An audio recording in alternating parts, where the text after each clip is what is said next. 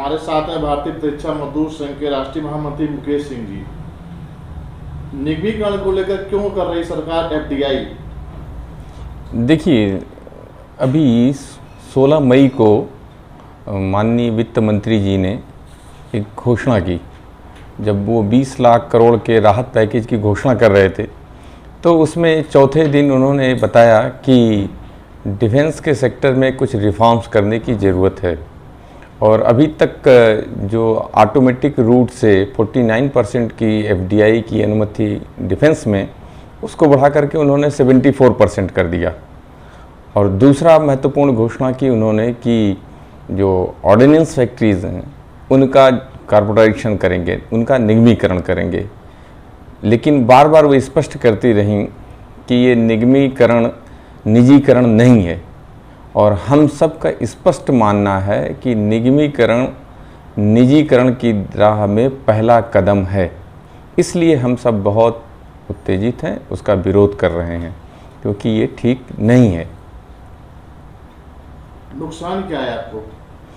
देखिए, देश के अंदर पहले से ही डिफेंस के सेक्टर में 9 पब्लिक सेक्टर अंडरटेकिंग्स काम कर रहे हैं।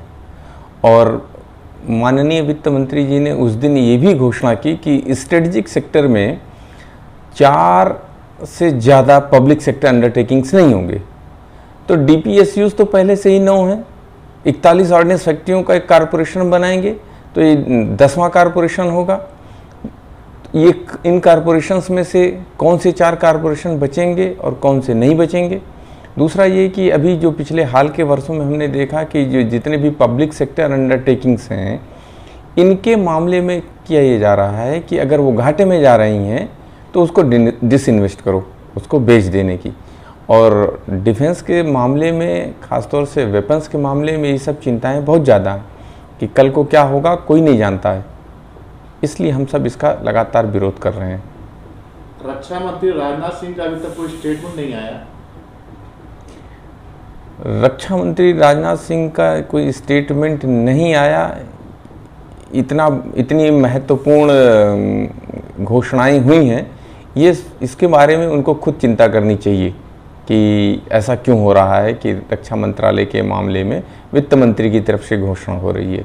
ये उनके लिए चिंता की बात होनी चाहिए। हमारे लिए तो ये कि भारत सरकार का कोई भी मंत्रालय अगर कोई घोषणा करता है और डिफेंस इंडस्ट्रीज उससे प्रभावित होती हैं तो हम उसके बारे में पूरा विरोध करेंगे। वो चाहे सरकार कोई भी रहे, सरकार का स्वरूप कोई भी रहे, क्योंकि हमारा स्पष्ट मानना है कि भारत में जो भी लोकतांत्रिक ढंग से चुनी हुई सरकार है वो हमारी सरकार है। उस सरकार में प्रधानमंत्री कौन रहता है, रक्षा मंत्री कौन रहता है, ये हमारे लिए बहुत चिंता की बात नहीं है। वो इसके पहले मनमोहन सिंह जी थे, वो भी आदरणीय प्रधानमंत्री थे। उसके पहले नरसिम्हा राव जी थे, जिन्होंने 1992 में ये डिफेंस इंडस्ट्रीज़ को प्राइवेटाइजेशन के लिए खोला। और इसके बाद के काल में माननीय अटल जी आए, वो भी आदरणीय प्रधानमंत्री थे, जिन्होंने एफडीआई की लिमिट लगाई। और अभी हाल के वर्षों में 2016 से 100% एफडीआई है। तो इस तरह से हमारी चिंताएं तो हमें हर समय लगी रही हैं। और सरकारें बदल रही हैं, लेकिन डिफेंस इंडस्ट्रीज़ के बारे में लोगों के नज़रिए में कोई परिवर्तन नहीं हो रहा है। हमको बार बार लड़ना पड़ता है। कभी हमको जॉर्ज फर्नांडिस से ही लिखा के लेना पड़ता है कि ऑर्डिनेंस फैक्ट्रियों का निगमीकरण नहीं होगा, कभी जसवंत सिंह जी से लिखा के लेना पड़ता है, कभी फिर एंटोनी साहब से लेना पड़ा, प्रणब मुखर्जी से लेना पड़ा। और हाल के दिनों में स्वर्गीय मनोहर पर्रिकर जी से हमें आश्वासन मिला कि ऑर्डिनेंस फैक्ट्रियों का निगमीकरण नहीं होगा। अरुण जेटली जी ने भी कहा कि निगमीकरण नहीं होगा। तो ये क्रम तो बराबर चल रहा है। इस बार एक बार फिर से हमारी लड़ाई है। अभी पिछले वर्ष अगस्त में हम लोग 5 दिन की हड़ताल पे थे। वहाँ भी सरकार से हम लोगों ने बात की और कहा कि आप हमको रोड मैप दीजिए। आप कारपोरेशन बना करके अगर 30,000 करोड़ का उत्पादन हासिल करना चाहते हैं तो हम उसको इसी सेटअप में हम बना करके दिखाएंगे। आप हमको बताओ कहाँ से 30,000 करोड़ का उत्पादन लक्ष्य मिलने वाला है। पिछली बार जो हड़ताल हुई थी, वो हड़ताल का जो आश्वासन मिला था, उस आश्वासन में तो यही लिख के दिया गया था फेडरेशन के नेताओं को कि इस तरह की कोई योजना बोर्ड ने भी बोला और मंत्रालय ने भी बोला। फिर ये क्यों? नहीं, ये तो लोगों की नाकामी है, मंत्रालय में बैठे लोगों की। वो कोई भी योजना लेकर के आते हैं उसकी समीक्षा नहीं की जाती। 2000 से लेकर के वर्ष 2000 से लेकर के अभी तक 2020 तक एफडीआई के बारे में बहुत चर्चा करते हैं। कुल 41 करोड़ रुपए का एफडीआई इन डिफेंस हुआ है। कोई उनसे पूछे योजना आयोग के सलाहकारों से, उनके उपाध्यक्ष से, या तत्कालीन प्रधानमंत्री से, वर्तमान प्रधानमंत्री से, वर्तमान वित्त मंत्री से, या पूर्ववर्ती मुख्यमंत्रियों से, जिन्होंने ये बताया कि डिफेंस में हम 26% एफडीआई करेंगे तो बहुत पैसा आएगा, फिर 49% करेंगे तो बहुत पैसा आएगा, फिर 100% एफडीआई करेंगे तो बहुत पैसा आएगा। कितना पैसा आया? महज 41 करोड़ रुपए अभी तक आया है। तो इनसे पूछा जाना चाहिए कि आपके सलाहकार सही सलाह नहीं दे रहे हैं, और जो ये सलाह दे रहे हैं कि ऑर्डिनेंस फैक्ट्रियों का निगमीकरण कर देंगे तो वो बहुत आगे बढ़ जाएंगी, ये उनकी विश्वसनीयता पे प्रश्न चिन्ह है। और सरकार अगर एक बार इस कदम को आगे बढ़ा ले गई तो ये एक ऐसा नुकसान होगा जिस नुकसान की भरपाई आने वाले समय में कभी नहीं की जा सकती है।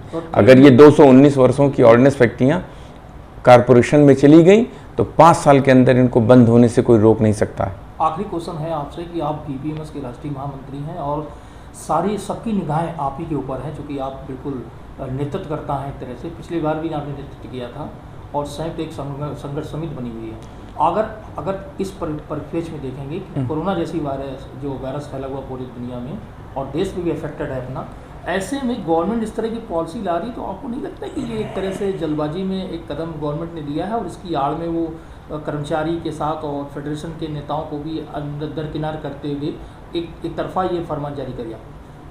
देखिए, भारतीय प्रतिरक्षा मजदूर संघ का महामंत्री होने के नाते या भारतीय मजदूर संघ का एक कार्यकर्ता होने के नाते मैं अपनी जिम्मेदारियों को बखूबी समझ रहा हूँ। मेरे सामने एक बड़ी चुनौती है कि ऑर्डिनेंस फैक्ट्रीज़ के अंदर कार्यरत लगभग 80,000 सिविलियन कर्मचारियों का भविष्य दांव पे लगा हुआ है। यहाँ ऐसे बहुत सारे नौजवान काम करने वाले हैं, वो चाहे अधिकारी हों, स्टाफ हों या कर्मचारी हों, जिनकी अभी नौकरी मुश्किल से 2 साल हुई है। उनके सामने पूरा लंबा जीवन पड़ा है। इतना बड़ा ये चैलेंज है, कभी कभी मुझे रात को नींद नहीं आती कि इन कर्मचारियों का भविष्य क्या होगा। और सिर्फ इन कर्मचारियों के भविष्य की बात नहीं है, जिन उद्देश्यों को लेकर के ऑर्डिनेंस फैक्ट्रीज़ बनाई गई थी उसका क्या होगा।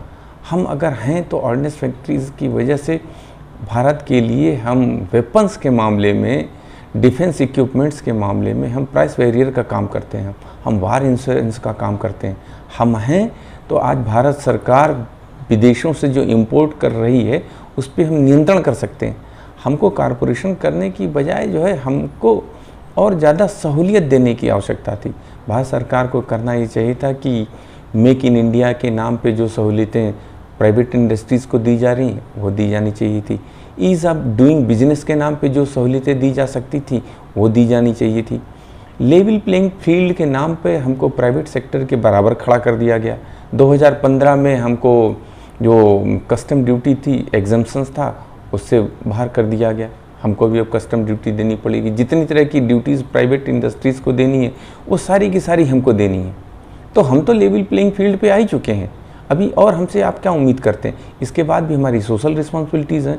इतनी सारी गवर्नमेंट की योजनाओं के साथ हमको काम करना है सोशल सिक्योरिटी के नाम पे, और रीजनल डिस्पैरिटीज़ को दूर करने के नाम पे हम बहुत रिमोट एरियाज़ में बसाए जाते हैं। ऑर्डिनेंस फैक्ट्री बडमल है, उस बडमल के अंदर कोई भी दूसरी इंडस्ट्री नहीं थी। ऑर्डिनेंस फैक्ट्री मेडक है, जब वो लगाई गई तो वहाँ पे कोई दूसरी इंडस्ट्री नहीं थी। आज बडमल और मेडक की वजह से या और पिछले 60-70 सालों में जहाँ पे रीजनल डिस्पैरिटीज़ थी ऑर्डिनेंस फैक्ट्रीज लगी और वहाँ पे रीजनल इम्बैलेंस दूर हुआ, लोगों को रोजी रोज़गार मिला, समाज को प्रभाव पड़ा। आज क्या स्थिति है, अगर ये बंद करेंगे, ऑर्डिनेंस फैक्ट्रीज़ को प्रोफेशनलाइज किए जाने की ज़रूरत है, न कि कॉमर्शियलाइज करने की ज़रूरत है। आपको नहीं लगता कि वर्तमान स्थिति में विपक्ष नाम की कोई चीज़ नहीं है और विपक्ष की भूमिका ना होना भी कहीं ना कहीं एक सरकार को वो देता है, तवज्जो देता है? देखिए, पक्ष और विपक्ष हमारे लिए नहीं है। हम तो कर्मचारी हैं और हमारे लिए तो सत्ता पक्ष ही मालिक होता है, शासन करता है। और जो हमने देखा है मजदूर के क्षेत्र में, सभी को हमने आजमाया। पिछले 1990 के बाद से जब लिबरलाइजेशन, प्राइवेटाइजेशन और ग्लोबलाइजेशन जैसा 3 वर्ड लेकर के आदरणीय नरसिम्हा राव जी के नेतृत्व माननीय मनमोहन सिंह जी आए, तब ये 3 शब्द आए और इनकी वजह से 1992 में पहली बार DPP 1992 आया। FDI तब नहीं आया, लेकिन जो डिफेंस प्रिपेयर्डनेस था वो कहाँ शुरू हुआ? 1992 में शुरू हुआ, जब रक्षा मंत्री माननीय प्रणब मुखर्जी हुआ करते थे। सेल्फ रिलायंस के नाम पर एक कमेटी बनाई और जिस कमेटी के चेयरमैन थे जो बीच में राष्ट्रपति हुए माननीय श्री APJ अब्दुल कलाम जी, उनके नेतृत्व में कमेटी बनी और उसने ये निर्णय किया कि अभी जो अपना डिफेंस इक्विपमेंट्स के मामले में इंडियन कंटेंट है वो 30% है। अगले 10 साल के अंदर, उस समय मतलब कि 2005 तक उन्होंने योजना बनाई कि हम इसको 70% कंटेंट पे ले जाएंगे। अच्छा, आपका आखिरी अस्त्र तो खत्म हो गया पिछले साल जो आपने स्ट्राइक की थी, गहना होता है एक ये सब आप लोगों का संगठन का। अब कौन सा तीर बचा है जो आप सरकार से वार्ता करेंगे, इसको रोक पाएंगे? सरकार को रक्षा के मामले में संवेदनशील होना पड़ेगा। ये कोई कॉमर्शियल एक्टिविटीज़ का मुद्दा नहीं है और देश जिन झंझावातों से गुजर रहा है, हमारे पड़ोसी ऐसे हैं कि वो अपनी प्रवृत्ति बदलने वाले नहीं हैं, चाहे वो पाकिस्तान हो चाहे चाइना हो, और इन चाइना की सह पे हमारा पड़ोसी नेपाल हो, इन सब के साथ हम ऐसे बंधे हुए हैं कि, और जो पूरी दुनिया के अंदर जो डिफेंस की जो लॉबी है, जो बेचने वाले लोग हैं, वो ऐसी परिस्थितियां पैदा करते हैं कि आप उसके दायरे से बाहर जा नहीं सकते। इसलिए ऑर्डिनेंस फैक्ट्रीज़ के महत्व को स्थापित करने के लिए हम लोग उम्मीद करते हैं कि जो हमारी हाई लेवल ऑफिशियल कमेटी बनी है वो हमको ठीक ढंग से कंसीडर करेगी और माननीय रक्षा मंत्री और वित्त मंत्री तथा उनके सलाहकार, प्रधानमंत्री कार्यालय के सलाहकारों के सामने अपनी बात ठीक ढंग से रखेंगे। उम्मीद करता हूं कि एक बार फिर से, अगर पिछले साल हमको सफलता मिली थी तो इस बार फिर हमको सफलता मिलेगी और इस लड़ाई को हम जीतेंगे। जी, आपने हमसे बात किया, इसके लिए बहुत बहुत धन्यवाद। धन्यवाद।